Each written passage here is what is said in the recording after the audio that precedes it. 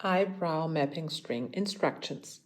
Start by marking the middle of the face between the eyebrows with a vertical line. Then you draw a vertical line at the inner side, the starting point of the eyebrows. Orientate yourself on the inner eye corner. Make sure that the distance between the left and right line to the middle line is the same. Then determine the highest point of the upper brow arch. The client looks straight at the tip of the permanent artist's nose. Determine the highest point of the arch by drawing a straight line from the nostril across the center of the eye to the brow. To determine the outer, so the end point of the brow, draw a straight line that runs from the nostril and past the outer corner of the eye to the brow. Repeat on the other side for the second brow. Determine the thickness of the eyebrows. Draw a horizontal line at the bottom and at the top of the eyebrows.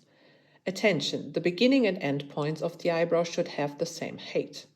The end, outside of the brow, should not be lower than the beginning of the brow.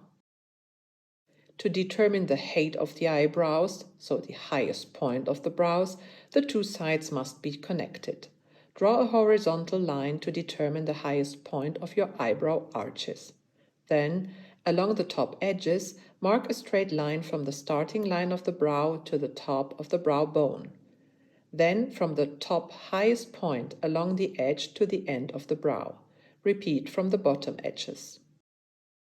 During the preliminary drawing that follows, the thickness of the eyebrows can be adjusted according to the customer's wishes.